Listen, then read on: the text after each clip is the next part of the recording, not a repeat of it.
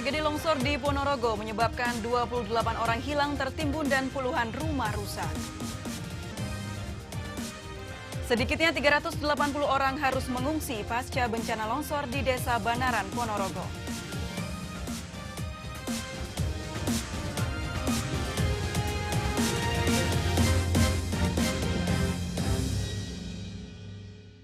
Halo, apa kabar pemirsa? Senang berjumpa kembali dengan Anda di Special Report edisi Senin 3 April 2017. Bersama saya Aprilia Putri. Nah, selain topik utama tersebut masih ada laporan lainnya. Pemirsa, inilah Special Report hari ini selengkapnya.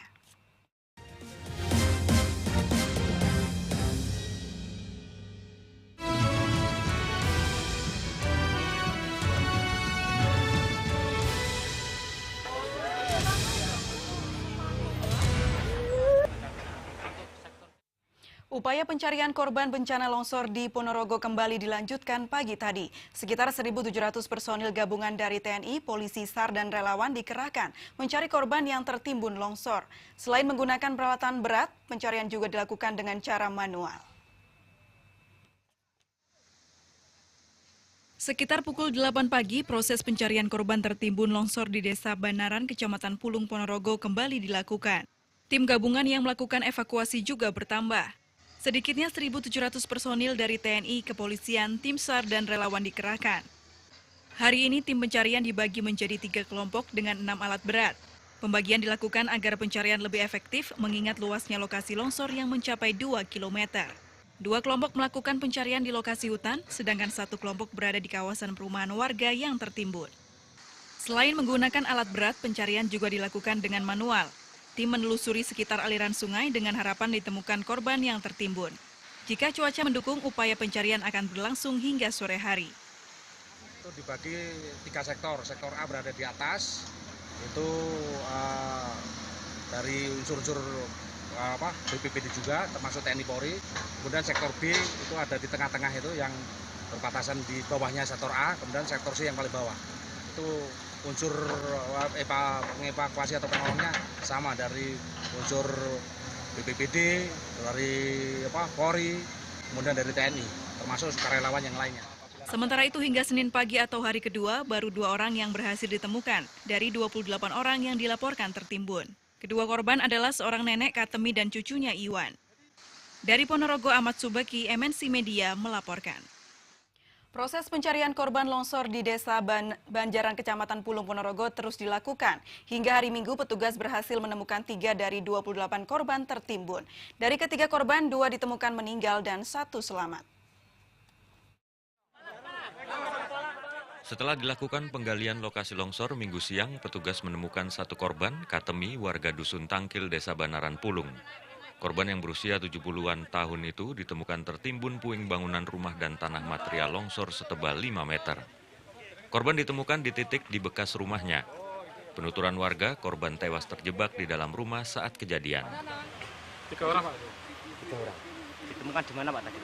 Ditemukan di bawah rumah. Di dapur atau di mana, Pak? Di bagian dapur. Perkiraan di bagian dapurnya. Ya, Pak, bisa dijelaskan, Pak, yang ditemukan tadi atas nama siapa, Pak, korbannya, Pak? Mbah Katemi. Hari Minggu, proses pencarian masih terus dilakukan dengan menggunakan 5 alat berat yang terbagi di 3 titik berbeda. Hingga hari Minggu, baru 3 dari 28 korban tertimbun yang berhasil ditemukan. Dari ketiga korban, 2 ditemukan dalam keadaan tak bernyawa, dan 1 korban lain selamat meski mengalami luka-luka. Dari Ponorogo, Ahmad Subeki, MNC Media, melaporkan. Ya pemirsa, untuk mengetahui lebih lanjut terkait bencana longsor yang ada di Ponorogo, kita telah terhubung dengan reporter Catherine Nesya. Halo Catherine. Ya, selamat sore April. Ya Catherine, bisa diceritakan bagaimana proses evakuasi yang dilakukan hari ini? Ya, April, hari ini proses evakuasi dan juga pencarian korban di lokasi tanah longsor Desa Banaran, Kecamatan Pulung, Kabupaten Ponorogo, dihentikan oleh tim SAR gabungan TNI Polri dan juga BNPB. Penghentian ini dikarenakan faktor cuaca yang cukup buruk, di mana hujan terus di lokasi tanah longsor, maksud kami. Ini di hujan terus mengguyur, hujan beserta angin kencang ini terus mengguyur lokasi tanah longsor sehingga ini menyulitkan petugas untuk melanjutkan proses pencarian korban. Selain menghentikan proses pencarian dan evakuasi korban, tim SAR gabungan juga menginstruksikan kepada seluruh petugas dan warga yang masih bertahan di sekitar lokasi untuk segera meninggalkan area lokasi karena ditakutkan adanya longsor susulan. Petugas meminta sebisa mungkin warga yang menjadi korban tanah longsor untuk mengungsi di tenda-tenda darurat yang telah disediakan oleh petugas. Begitu, April. Ya, Kety, sampai saat ini mungkin ada perbaruan korban yang ditemukan? Memang benar, April, hari ini petugas berhasil menemukan satu korban lagi. Korban ditemukan di sektor C di lokasi penemuan jenazah Katemidan Iwan. Korban ditemukan petugas saat alat eskavator menggali tanah dan tubuh korban ikut terangkat oleh alat eskavator. Korban diketahui berjenis kelamin laki-laki dengan nama Ciktak, usia 65 tahun.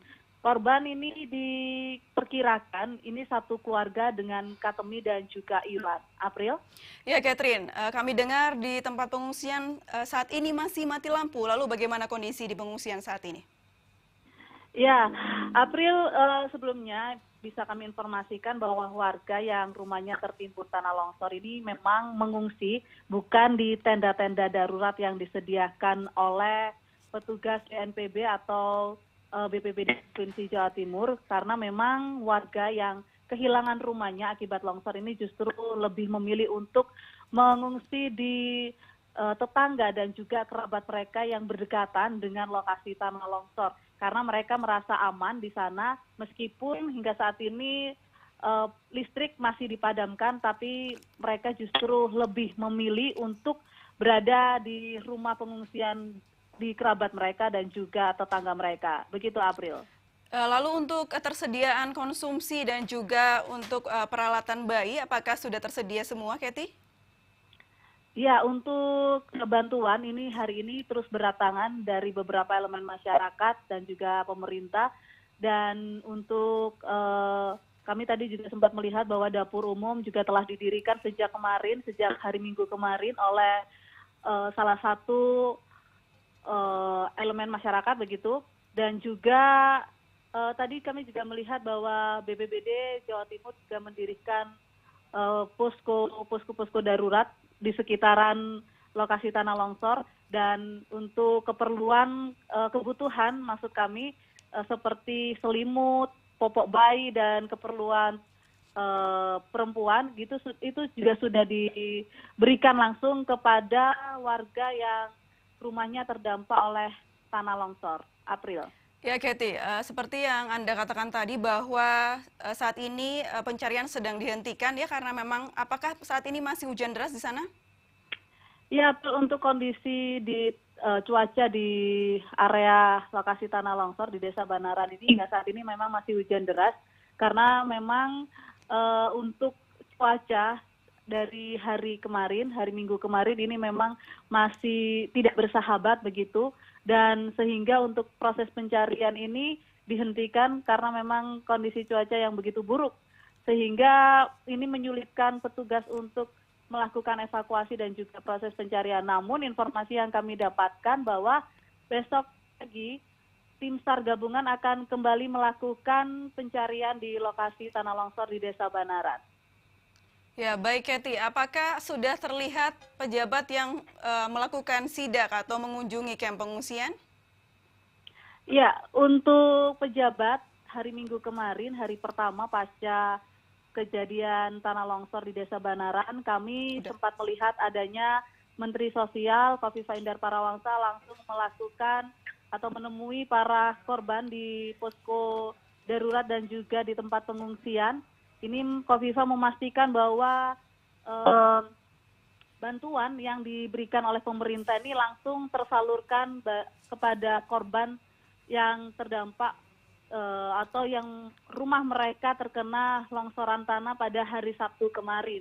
Selain Menteri Sosial Khofifah Indar Parawangsa, kami juga melihat ada Wakil Gubernur Jawa Timur ini juga turut langsung memantau bagaimana kondisi atau proses pencarian korban di sektor A di Desa Banaran. April. Ya, Catherine, terima kasih atas laporan Anda. Jaga kesehatan dan selamat kembali bekerja. Pemirsa, kondisi pengungsi di hari kedua pasca bencana longsor di Ponorogo memprihatinkan. Beberapa pengungsi mulai terserang penyakit dan kelelahan, sementara sejumlah bayi memerlukan bubur bayi yang belum ada di pengungsian. Beginilah kondisi pengungsian korban longsor di Desa Banaran, Kecamatan Pulung, Ponorogo. Sejumlah pengungsi kondisi kesehatannya mulai menurun. Beberapa di antaranya terserang penyakit seperti flu dan sakit pinggang serta tekanan darah naik karena kelelahan. Tim medis yang disiagakan di sekitar pengungsi terus melakukan pemeriksaan kesehatan pada para korban. Batuk pilek tadi ada beberapa, mungkin karena cuacanya dingin, mulai ada yang terserang flu. Tadi ada beberapa. Meski logistik makanan bagi pengungsi tidak kekurangan, namun makanan untuk para balita terutama bayi perlu mendapat perhatian, terutama bubur bayi. Kalau saya ini makanannya bayi isun. Kalau bapak sudah ada. Isunnya? Nggak dikasih? Belum ada. Kalau total sekitar berapa, Bu? Kira-kira? Apanya? Yang bayi-bayi yang membutuhkan sun gitu? Koncone sampean timbangan, Mas? Cuma satu aja. Oh, cuma satu aja? Satu aja ini. Iya. Yang lain belum makan. Yang lain sudah besar. Akibat bencana longsor, 281 orang terpaksa mengungsi. Sekitar 30 kepala keluarga yang rumahnya tertimbun dan kehilangan keluarganya, kini mengungsi di sekitar rumah kepala desa. Sedangkan sisanya mengungsi di rumah kerabatnya. Dari Ponorogo, Ahmad Subeki, MNC Media melaporkan. Polisi mengerahkan 1.000 personil untuk mencari korban tertimbun material longsor di Desa Banaran, Kecamatan Pulung, Ponorogo. Tidak hanya dibantu para relawan dan anggota tim SAR, polisi juga mengerahkan anjing pelacak untuk mencari para korban. Polisi dibantu tim SAR dan para relawan terus melakukan pencarian korban tertimbun material longsor di Desa Banaran, Kecamatan Pulung, Ponorogo, hari Minggu. Untuk percepatan pencarian para korban, Polda Jatim mengerahkan 1.000 personil dan anjing pelacak. Selain itu ada 5 alat berat yang dikerahkan untuk mencari para korban. Semua kita kerahkan ini termasuk BIMOB, tenaga medis, semua kita kerahkan untuk bisa membantu. Kalau yang korban untuk diobatin, dokter juga dari Polda Jatim, dari Kediri juga datang untuk tim Sabara dari Korwil tadi untuk bisa membantu, baik itu secara pakai peralatan maupun secara manual, untuk bisa mencari korban. Bahkan kita juga datangkan anjing pelacak untuk bisa mengendus keberadaan daripada korban kalau masih tertimbun. Selain tingginya material longsor yang menimbun para korban, hujan deras yang kerap turun di area lokasi longsor menyebabkan proses pencarian berjalan lambat. Hari Minggu, petugas terpaksa menghentikan pencarian para korban sekitar pukul 3 sore karena hujan deras kembali mengguyur. Rencananya pencarian korban akan dilanjutkan Senin hari ini. Sementara itu, para korban longsor yang selamat kini ditampung di 3 lokasi penampungan, diantaranya di rumah Kepala Desa Banaran dan posko kepolisian. Dari Ponorogo, Ahmad Subeki, MNC Media, melaporkan. Usai jeda, special report tragedi longsor Ponorogo akan kembali lagi. Simak informasi selengkapnya sesaat lagi.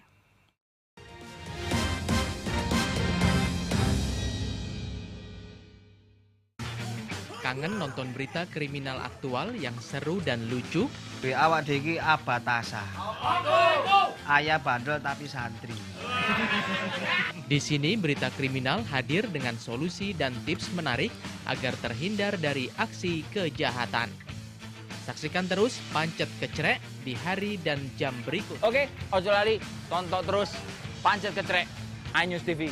Hanya di iNews TV, inspiring and informatif.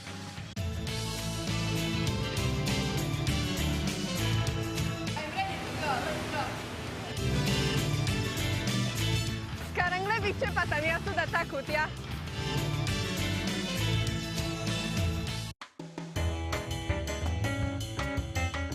Kita memiliki beragam budaya, beragam bahasa. Bermacam rasa di dalam satu makna. Menelusuri lebih jauh tentang cita rasa Nusantara. Rasa Indonesia! Rasa Indonesia pada hari dan jam berikut. iNews TV, inspiring and informative.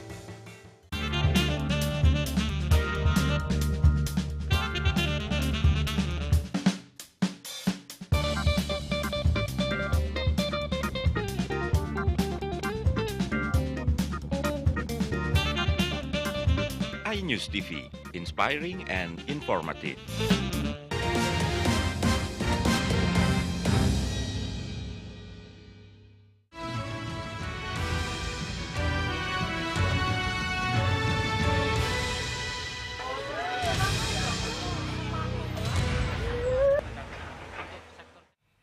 Terima kasih masih bersama kami. Pemirsa, di tengah musibah tanah longsor di Ponorogo, seorang warga korban longsor melahirkan bayi mungil dengan selamat.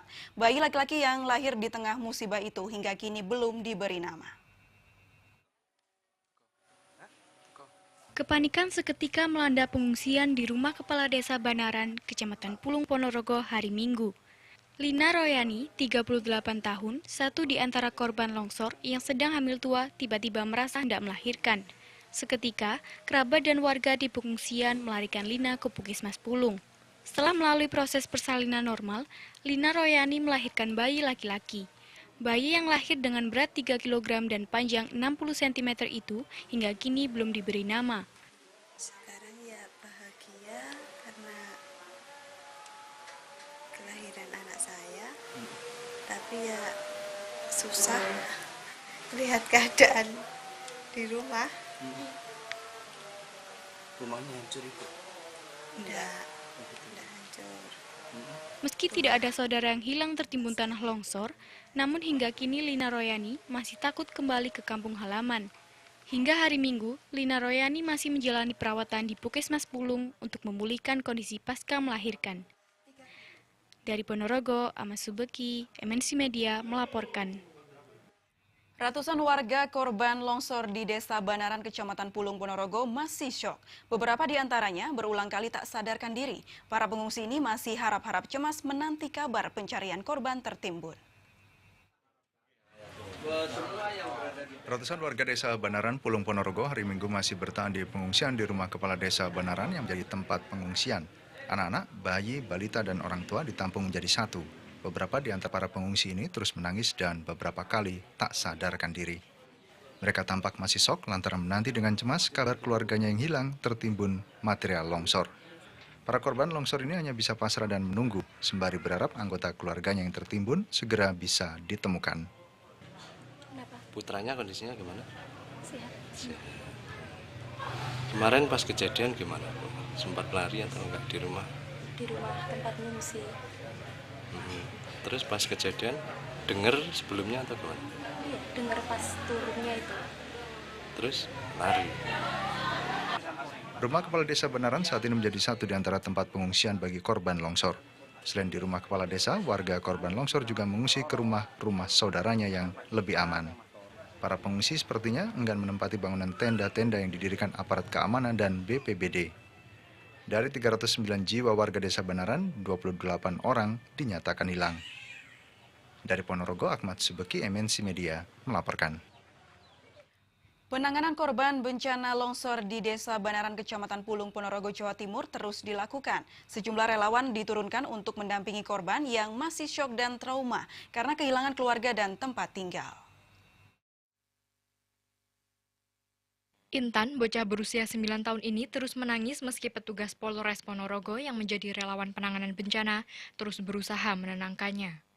Intan memang syok dan trauma karena kehilangan keluarga dan tempat tinggal. Tangisnya tidak bisa dihentikan setiap ia teringat ibu dan adiknya yang tertimbun longsor. Intan adalah satu dari belasan bocah yang menjadi korban bencana alam tanah longsor di Desa Banaran, Kecamatan Pulung, Ponorogo.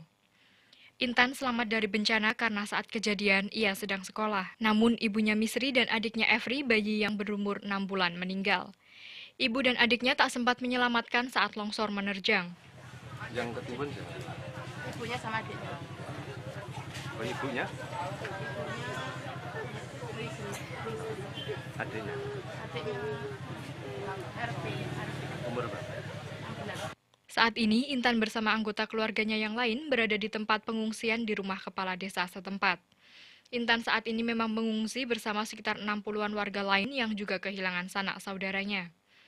Dari 309 jiwa warga Desa Banaran, 28 orang dinyatakan hilang dan saat ini pencarian terhadap korban bencana longsor terus dilanjutkan. Dari Ponorogo, Ahmad Subeki, MNC Media melaporkan. Pemerintah Provinsi Jawa Timur berencana akan merelokasi permanen rumah warga yang terdampak longsor di Ponorogo. Selanjutnya, Pemprov Jatim bekerja sama dengan Pemda Ponorogo akan mencari lahan untuk warga korban longsor dan menjadikan status lahan sebagai hak milik. Selain merelokasi permanen, Pemprov Jatim juga memberikan santunan sebesar 10 juta rupiah bagi korban meninggal. Hal tersebut dikatakan Gubernur Jawa Timur Soekarwo siang tadi di Gedung Negara Graha di Surabaya. Kita support terhadap TNI, Polri, dan Tagana dan semuanya dalam rangka melakukan pencarian korban. Tapi yang terus-menerus kita lakukan adalah tanggung jawab terhadap pengungsi dan pasca ini tentang kehidupan itu adalah kabupaten dan provinsi, tentang biayanya jadi provinsi, yang mengelola, mengorganisasi adalah kabupaten, Pak Bupati. Apakah ada relokasi, Pak? Tempat sementara, jangan di pengungsi terus. Kita carikan rumah sementara sambil nanti relokasinya kita siapkan. Rumah sementara ini dibuatkan dengan tipe yang sangat sederhana agar tidak di pengungsian dan dia bisa kumpul sama keluarganya. Itu sementara. Segera ini Pak Bupati kita minta tanah, kalau memang tanahnya nggak ada, sewa miliknya penduduk lah. Ya, sewa sementara, yang di penduduknya juga dapat sewa dan dia tidak merasa dirugikan, tapi jalan. Relokasi permanen nanti dananya dari pemerintah ya Pak? Dari prinsipnya relokasi permanen dari pemerintah provinsi dan kabupaten, tapi prinsipnya dari provinsi. Untuk bantuan dari Kemensos, Pak anggaran yang disiapkan Pak Ade, kan selain relokasi ada juga bantuan untuk keseharian mereka. Belum gitu. Semua masih dihitung, belum selesai. Ada perkiraan gitu Pak Ade? Belum. 10 juta per orang. Untuk yang meninggal. Yang sakit masih belum, tapi kami minta Kepala Dinas Kesehatan untuk ngitung, karena selain itu kan kita tanggung terus oleh pemerintah, baik Ponorogo maupun provinsi tentang itu. Bantuan pusat belum perlu Pak. Ada kabar bahwa relokasi nanti rencananya akan dibuat transmigrasi. Itu seperti apa Pak? Sementara belum ke situ. Ya. Usai jeda, special report tragedi longsor Ponorogo akan kembali lagi. Tetaplah bersama kami.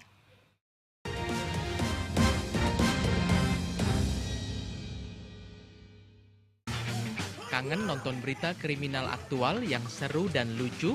Di awak deki abatasa. Ayah bandel tapi santri.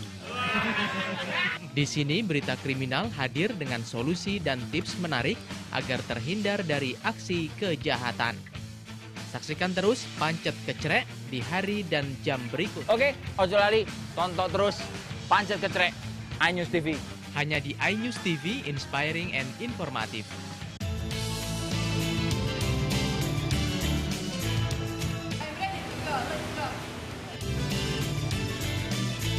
Sekarang lebih cepat, Tania sudah takut ya.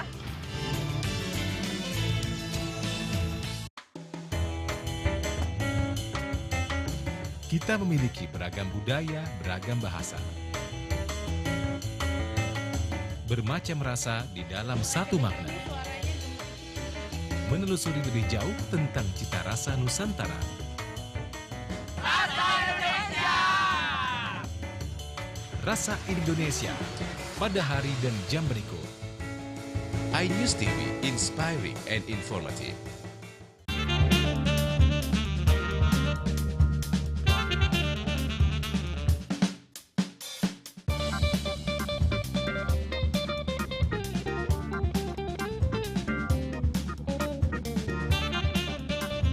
iNews TV, inspiring and informative.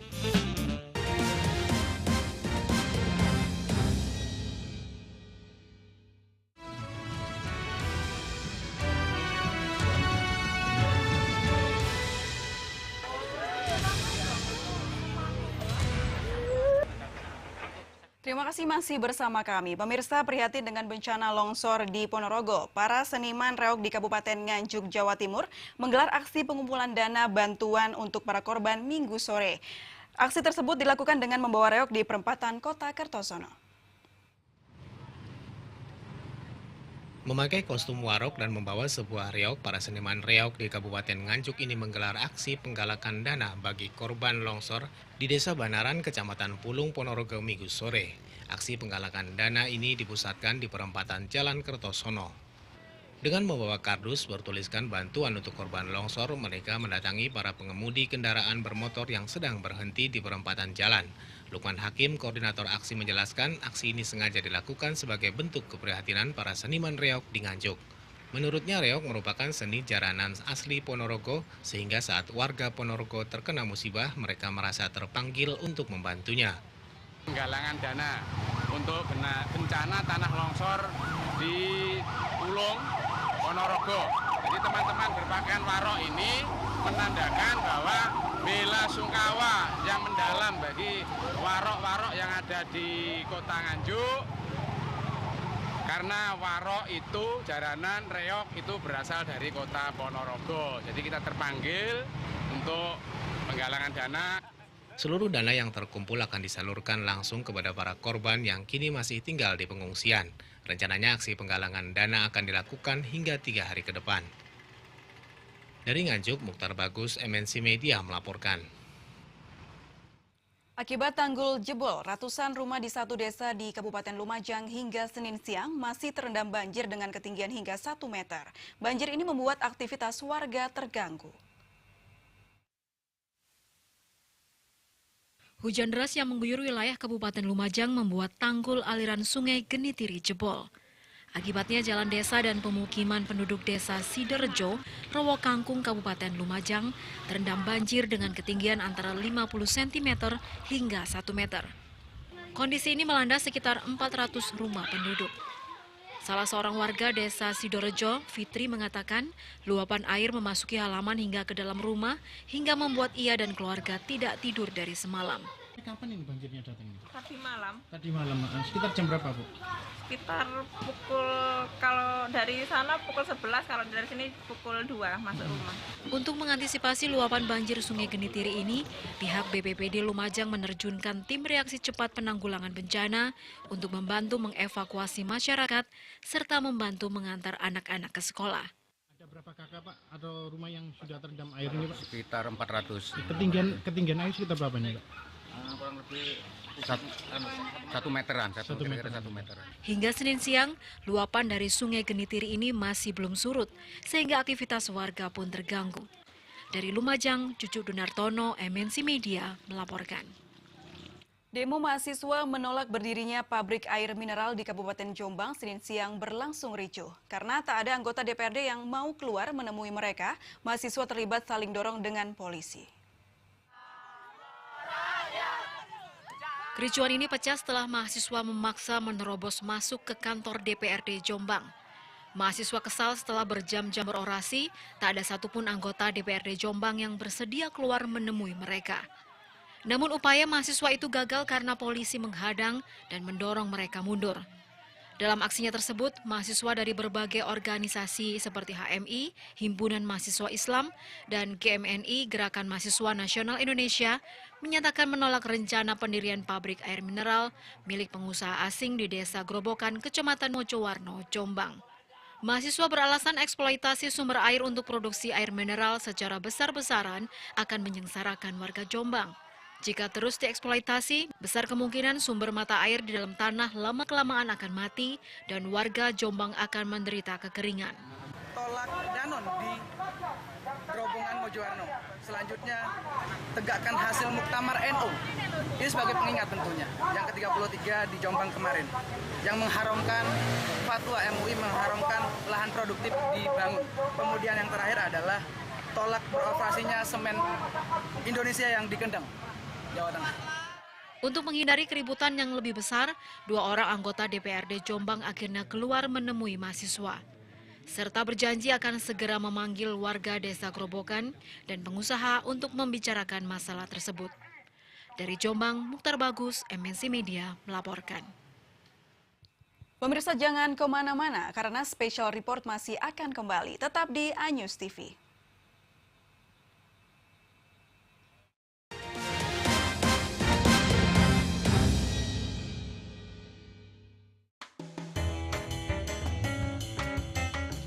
Kita memiliki beragam budaya, beragam bahasa. Bermacam rasa di dalam satu makna. Menelusuri lebih jauh tentang cita rasa Nusantara. Rasa Indonesia! Rasa Indonesia pada hari dan jam berikut. iNews TV, inspiring and informative.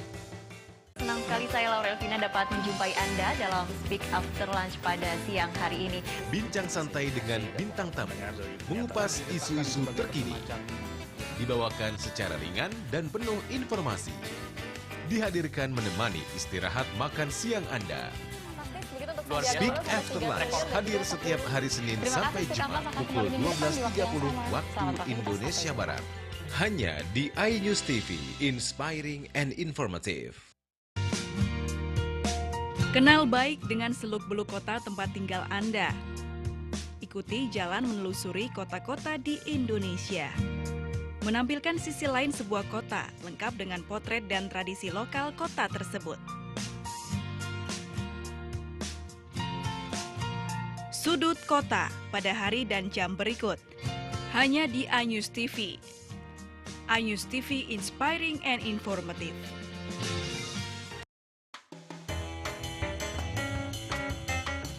Kita memiliki beragam budaya, beragam bahasa. Bermacam rasa di dalam satu makna. Menelusuri lebih jauh tentang cita rasa Nusantara. Rasa Indonesia! Rasa Indonesia pada hari dan jam berikut. iNews TV, inspiring and informative.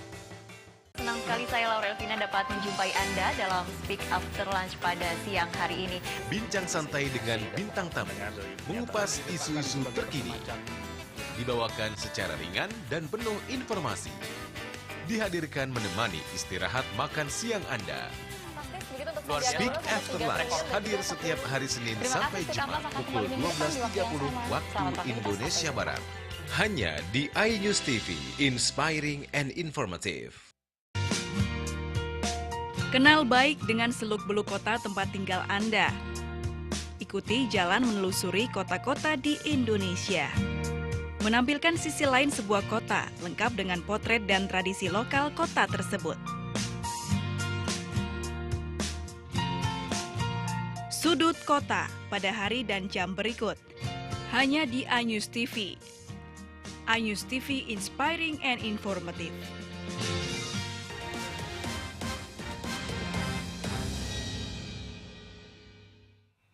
Pemirsa, ujian nasional berbasis komputer UNBK untuk siswa SMK hari ini digelar serentak termasuk di Jawa Timur. Sejumlah sekolah di Surabaya memanfaatkan kamera CCTV untuk mengawasi jalannya ujian. UNBK SMK digelar serentak mulai hari ini. Secara nasional, UNBK diikuti sekitar 1,3 juta siswa dari 12.000 sekolah. Sementara di Jawa Timur, terdapat sekitar 400.000 siswa.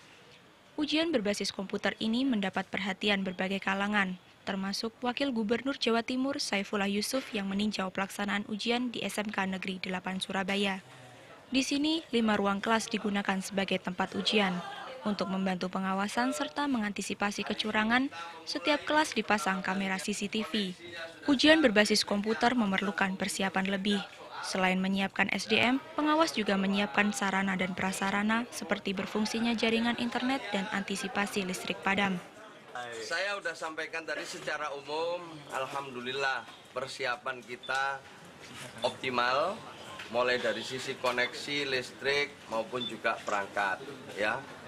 Yang kedua, kita ingin pelaksanaan ini nanti berjalan baik, berintegritas, akhirnya ini menjadi langkah pertama yang baik, yang kita harapkan nanti ke depannya bisa menginspirasi lembaga-lembaga pendidikan setiap level. UNBK bagi siswa SMK akan digelar selama 3 hari. Sementara ujian nasional untuk siswa SMA dan sederajat akan digelar serentak pada minggu depan. Dari Surabaya, Hari Tambayong, MNC Media melaporkan. Keterbatasan perangkat komputer menjadi kendala pelaksanaan ujian nasional berbasis komputer UNBK SMK, seperti yang terjadi di Mojokerto. Lantaran tidak memiliki komputer di sekolahnya, beberapa sekolah swasta terpaksa bergabung dengan SMK lain. Sementara di Nganjuk, pengawasan ujian tampak longgar karena sejumlah peserta ujian dibiarkan ngobrol. Sejumlah sekolah swasta di Kabupaten Mojokerto terpaksa bergabung dengan sekolah lainnya saat mengikuti UNBK. Di antaranya seperti di SMK Negeri 1 Delanggu. Di sini, siswa dari 4 sekolah SMK swasta bergabung mengikuti ujian. 4 sekolah swasta itu adalah SMK Tambak Boyo, SMK Al-Islam Mojosari, SMK Kesehatan Brawijaya, dan SMK Pesantren Delanggu. 4 sekolah bergabung karena tidak memiliki laboratorium komputer. Karena jumlah peserta ujian mencapai 400 siswa, ujian dilakukan 3 sesi sesuai jumlah komputer. Itu dari beberapa sekolah swasta.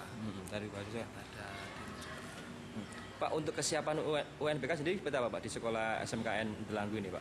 Ya, kita siapkan yang pertama sarana dan prasarananya, terus juga tadi yang tidak kalah pentingnya karena kita UNBK terkait dengan masalah fasilitas listrik sama internet jaringannya. Kita sudah koordinasi dengan pihak-pihak terkait, mengajukan pemberitahuan sekaligus minta bahwa nanti pada saat pelaksanaan itu tidak ada gangguan Pak. Ketatnya penjagaan ujian nasional di Jombang ternyata hanya tampak di luarnya saja. Di ruang ujian, sejumlah peserta UNAS ternyata leluasa ngobrol atau berdiskusi dengan peserta lainnya. Ironisnya, aksi para peserta ujian itu ternyata tidak ditegur oleh petugas yang menjaganya. Yang mendapat teguran justru wartawan yang menyorot aksi para peserta tersebut. Ulah para peserta UNAS itu tertangkap kamera wartawan saat mengikuti sidak bersama Bupati Jombang, Nyono Suharli, Senin pagi. Sekolah yang disidak Bupati adalah SMK N1, SMK N3, dan SMK Dwi Jabakti. Meski banyak siswa yang leluasa ngobrol di ruang ujian, Bupati mengklaim pelaksanaan UNAS hari ini berjalan lancar dan aman. Dari Mojokerto dan Jombang, Tim Liputan MNC Media melaporkan. Sementara itu, pemirsa, hari pertama ujian nasional berbasis komputer UNBK untuk sekolah menengah kejuruan SMK di Surabaya menuai masalah. Gara-gara server utama mati, jadwal ujian di SMK 45 tertunda selama 2 jam. Kondisi ini tentu merugikan para siswa. Guru dan teknisi langsung memperbaiki serta mengganti perangkat komputer setelah lebih dari 18 unit komputer dan laptop di SMK 45 Jojoran Surabaya Senin pagi tidak dapat masuk atau login saat proses ujian hendak dilaksanakan. Dampaknya seluruh siswa terpaksa tidak bisa melaksanakan ujian. 25 siswa harus tertunda 2 jam dan menunggu kepastian ujian lanjutan. Pihak sekolah mengakui masalah terjadi akibat server utama mati, namun siswa tetap bisa mengikuti ujian pada sesi berikutnya. Akibatnya siswa sesi kedua dan ketiga juga ikut tertunda 2 jam. Penyebab sementaranya tadi kalau nggak salah server utamanya ada kendala teknis ya, kita juga dari proktor katanya hanya itu. Terus untuk para siswa yang mau mengikuti ujian kan sempat ini mereka kan nggak bisa melaksanakan ujian. Nah ini nasibnya bagaimana nantinya? Ya nanti ikut sesinya akan mundur, kita mundurkan. Kondisi ini diakui para siswa sangat merugikan. Selain rugi waktu, siswa khawatir akan berdampak pada hasil ujian mereka. Terus ini gimana? Ujiannya gimana? Ini masih belum bisa? Tahu. Belum ada pemberitahuan apakah nunggu atau bahkan disuruh nunggu. Nanti kalau bisa dipanggil. Sementara itu tidak hanya di SMK 45 Surabaya yang mengalami masalah server mati. Di SMK PGRI 5 Wonokromo Surabaya juga mengalami kondisi yang sama. Dari Surabaya, Yuda Prawira, MNC Media melaporkan. Usai jeda, Special Report akan kembali sesaat lagi. Tetaplah bersama kami.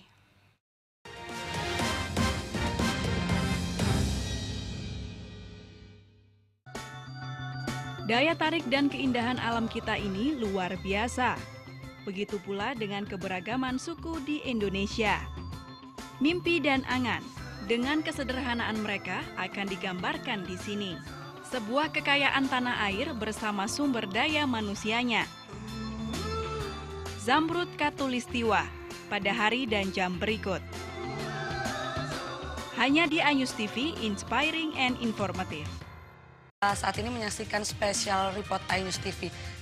Bonek adalah salah satu modal utama daripada Persebaya. Di atas kebersamaan Anda, selamat sore dan sampai jumpa.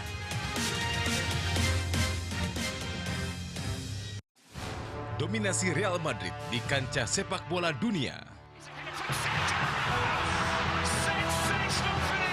Memenangkan 10 Liga Champions dan 32 titel La Liga.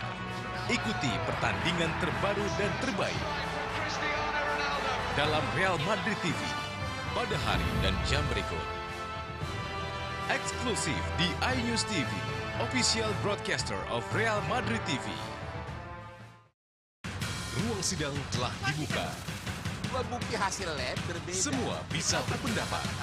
Anda salah lagi-lagi. Semua bisa beradu argumen. Kalau itu hanya dibacakan di persidangan. Untuk mencari solusi dan peliknya sebuah isu. Itu bukan jadi soal. Akibatnya bukan. Oke, nanti kita gali lagi, Bang Hafaz. Setiap Kamis pukul 19.03 waktu Indonesia Barat dalam Polemik on TV. Daya tarik dan keindahan alam kita ini luar biasa. Begitu pula dengan keberagaman suku di Indonesia. Mimpi dan angan dengan kesederhanaan mereka akan digambarkan di sini. Sebuah kekayaan tanah air bersama sumber daya manusianya.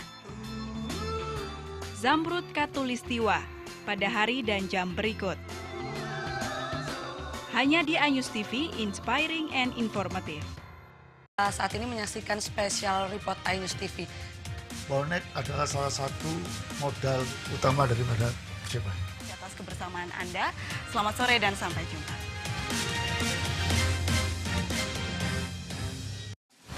Dominasi Real Madrid di kancah sepak bola dunia. Memenangkan 10 Liga Champions dan 32 titel La Liga. Ikuti pertandingan terbaru dan terbaik dalam Real Madrid TV pada hari dan jam berikut. Eksklusif di iNews TV, official broadcaster of Real Madrid TV. Ruang sidang telah dibuka. Dua bukti hasil lab berbeda. Semua bisa berpendapat. Anda salah lagi-lagi. Semua bisa beradu argumen. Kalau itu hanya dibacakan di persidangan. Untuk mencari solusi dan peliknya sebuah isu. Itu bukan jadi soal. Akibatnya bukan. Oke, nanti kita gali lagi, Bang Hafaz. Setiap Kamis pukul 19.03 waktu Indonesia Barat dalam Polemik on TV. Daya tarik dan keindahan alam kita ini luar biasa. Begitu pula dengan keberagaman suku di Indonesia. Mimpi dan angan dengan kesederhanaan mereka akan digambarkan di sini. Sebuah kekayaan tanah air bersama sumber daya manusianya. Zamrud Khatulistiwa pada hari dan jam berikut. Hanya di iNews TV, inspiring and informative. Saat ini menyaksikan spesial report iNews TV. Bonek adalah salah satu modal utama daripada Persebaya. Di atas kebersamaan Anda, selamat sore dan sampai jumpa.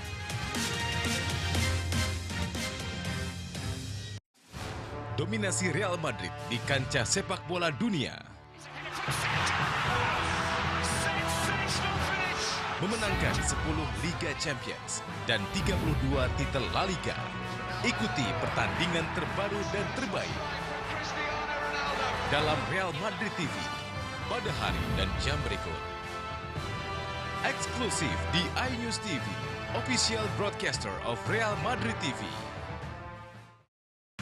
Ruang sidang telah dibuka. Dua bukti hasil lab berbeda. Semua bisa berpendapat. Anda salah lagi-lagi. Semua bisa beradu argumen. Kalau itu hanya dibacakan di persidangan. Untuk mencari solusi dan peliknya sebuah isu. Itu bukan jadi soal. Akibatnya bukan. Oke, nanti kita gali lagi, Bang Hafaz. Setiap Kamis pukul 19.03 waktu Indonesia Barat dalam Polemik on TV.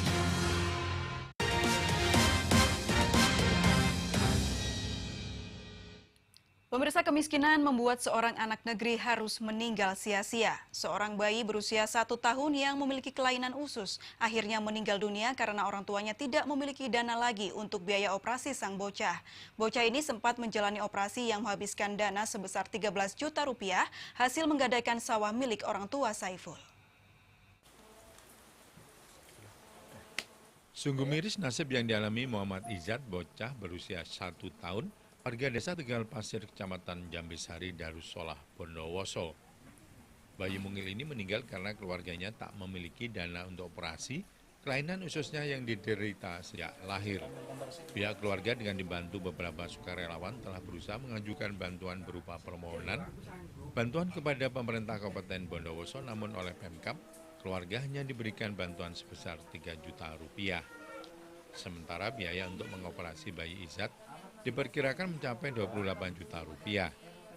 Sang ayah yang bekerja di Jakarta sebagai pencari besi rosokan tidak mampu untuk menutupi biaya operasi. Sebelumnya bayi ini telah dirawat di Rumah Sakit Dr. Kusnadi Bondowoso dan Dr. Subandi Jember. Bahkan putra pertama pasangan suami istri Saiful Bahri dan Faisah ini telah menjalani 2 kali operasi yang menghabiskan dana sebesar 13 juta rupiah. Uang tersebut didapat dari hasil menggadaikan sawah milik orang tua Saiful. Periksa lagi sama Bu Bidan, katanya biasa, kemudian biasa. Dikasih obat. Malah tambah kemudian. Nyampe step itu jam 1 dibawa ke puskesmas. Ini operasi 2 kali, terus masih tambah menurun anaknya. Tidak nyampe operasi ketiga kali. Anaknya mulai drop itu nyampe jam setengah 4 itu meninggal. Pihak keluarga mengaku pasrah atas meninggalnya sang buah hati. Namun mereka berharap tidak ada lagi anak yang bernasib seperti bayi Izzat yang meninggal karena tak memiliki dana untuk operasi. Dari Bondowoso, Rizky Amirul Ahmad, MNC Media melaporkan. Pemirsa, perangi hoaks atau berita bohong, berbagai elemen masyarakat di Gresik deklarasikan gerakan anti-hoaks. Acara yang digagas sekaligus untuk memperingati Hari Pers Nasional ini sebagai upaya mengantisipasi konflik sosial dan keresahan masyarakat akibat hoaks. Deklarasi anti-hoaks dilakukan Wakil Ketua Bidang Hukum PWI Gresik, Aris Wahyudianto, Bupati Gresik Sambari Halim Radianto, Karopenmas Mabes Polri Brigjen Rikwanto, Ketua Dewan Pers Stanley Adi Prasetyo, Staf Ahli Menkominfo Henry Subijakto, Forkopimda, dan berbagai elemen masyarakat. Selain menggelar deklarasi, puncak peringatan Hari Pers Nasional juga memberikan penghargaan Giri Pancaswar Award 2017 kepada sejumlah tokoh. Di antaranya Muhammad Nasih, Rektor Unair Surabaya, penghargaan atas kiprah dan dedikasi sebagai putra daerah terbaik. Feril Raymond Hatu, mantan pemain tim nasional yang meraih emas di event SEA Games. Penghargaan juga diberikan kepada Kombes Iqbal, Kapolres Tabes Gresik, dan Roni F. Sompi, Dirjen Imigrasi, keduanya mantan Kapolres Gresik yang dinilai sukses mengamankan dan menjaga kerukunan warga Gresik. Hoaks merupakan informasi menyesatkan yang rawan menimbulkan konflik dan keresahan masyarakat. Memerangi hoaks dilakukan melalui berbagai cara, diantaranya media mainstream intens menyampaikan kabar benar, dan masyarakat dengan sadar tidak menyebarkan informasi yang menyesatkan melalui media sosial. Karena hoax ini membahayakan masyarakat sendiri, masyarakat menjadi semakin salah dalam mempersepsi realitas, masyarakat menjadi tercekam. Jadi intinya kita sadarkan masyarakat jangan hanya harus diproses hukum, tapi dengan kesadaran sendiri apabila ada berita hoax, jangan mudah untuk terpancing menebarkan kembali, padahal dia tahu itu bohong.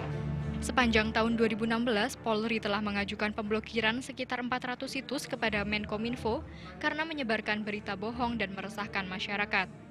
Dari Gresik, Agus Ismanto, MNC Media, melaporkan. Upaya menarik investor terus dilakukan Pemkab Gresik. Terakhir, Pemkab mengundang diplomat Kementerian Luar Negeri RI yang akan bertugas di luar negeri untuk membantu mempromosikan potensi kota Pudak tersebut.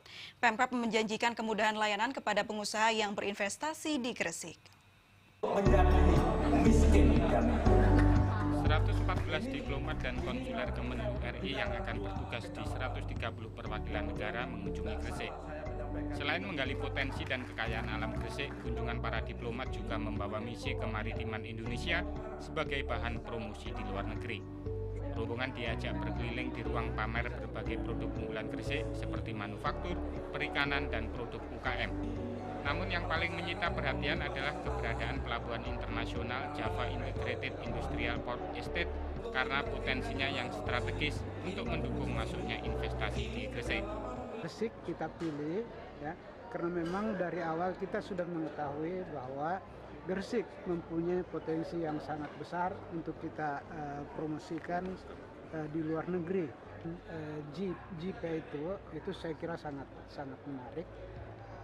Bupati Gresik Sambar Halim Radianto mengatakan akan memberi kemudahan kepada investor mulai dukungan perizinan termasuk sarana dan prasarana. Gresik ini adalah tempat berlabuhnya investasi dan dengan persiapan kerjasama dengan para investor, Gresik ini semuanya sudah ada. Selama di Gresik, para diplomat juga berkunjung ke sejumlah perusahaan ekspor, diantaranya usaha perikanan, pupuk, serta perusahaan minyak goreng terbesar di Indonesia. Dari Gresik, Agus Ismanto, MNC Media melaporkan.